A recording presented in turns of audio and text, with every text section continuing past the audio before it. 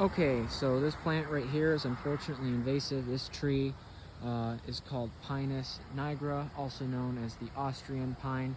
This species is native to Europe and it's not native to the USA. It's highly invasive here.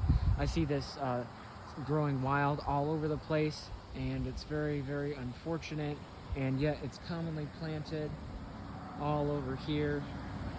Here's what the pine cones look like. I don't know if you identify it.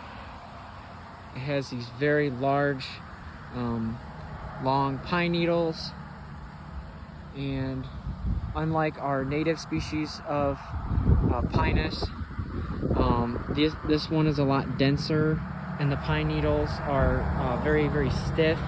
So some people might mix this up with our native pine, Pinus resinosa, but this one has much denser, much denser growth, I guess is the best way to word it. It's much denser.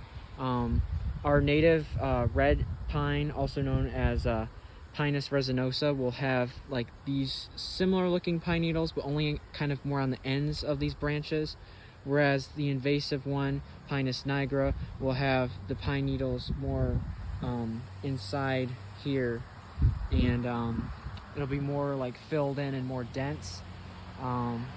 And yeah, this is a very, very invasive species.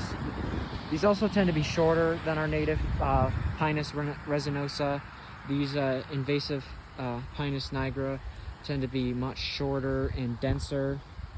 But yeah, they're very, very invasive. They spread into the wild all the time. If you see, any of these trees, baby ones growing in your yard, try to, get rid of them, pull them out.